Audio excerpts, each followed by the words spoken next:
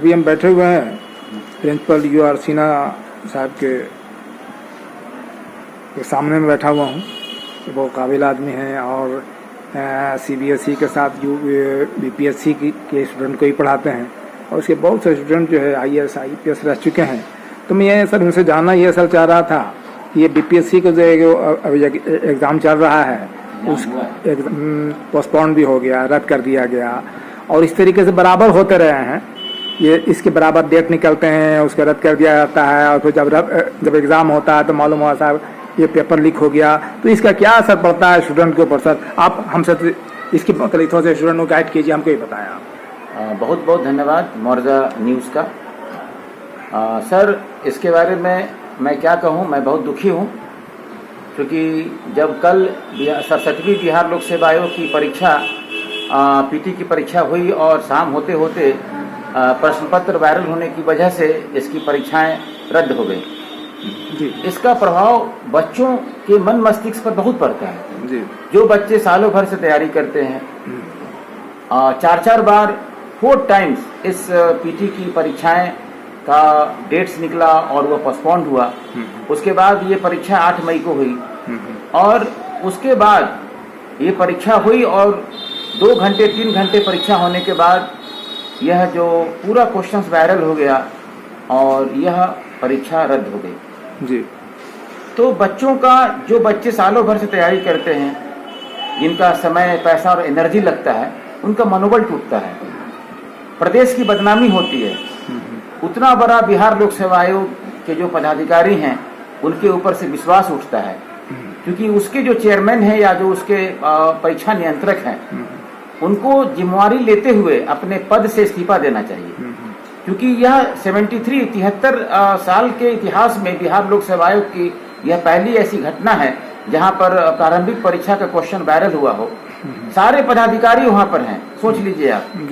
कहीं न कहीं लोगों के बीच में कुछ ऐसी बातें हैं जो क्वेश्चन वायरल हुआ, इसमें लोगों को रिस्पॉन्सिबिलिटी लेनी चाहिए क्योंकि जो बच्चे हैं मध्यम वर्गीय हैं, उच्च वर्गीय भी हैं और गरीब तबके से भी आते हैं। आप सोच लीजिए कि बहुत गांवों से आए हैं, ट्रेन में खड़े होकर के आए हैं कि परीक्षा है। मैंने बच्चों को देखा है रात भर प्लेटफॉर्म पर सोए हुए।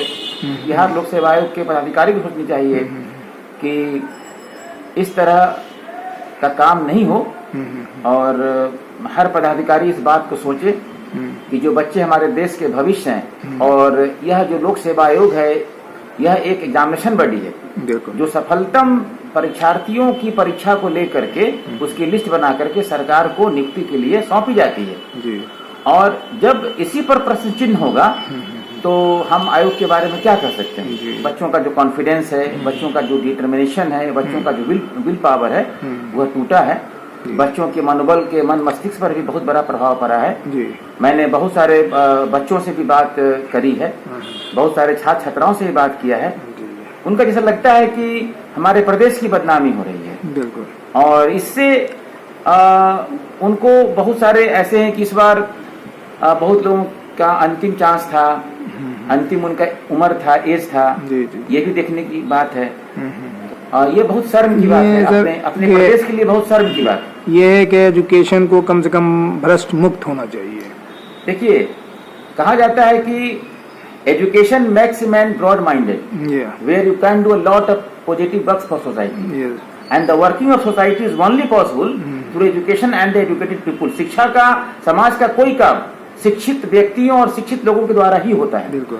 तो मैं तो यही सरकार से अनुरोध करता हूं कि और शिक्षा मंत्री जी से भी कि इसको जितना जल्दी हो इसको देखें और बच्चों का जो डिवोशन था, बच्चों का जो डेडिकेशन था इस परीक्षा के प्रति उसको टूटने न दें और जो दोषी अधिकारी हैं उनको सजा मिलनी चाहिए। बहुत बड़ा प्रभाव पड़ता है।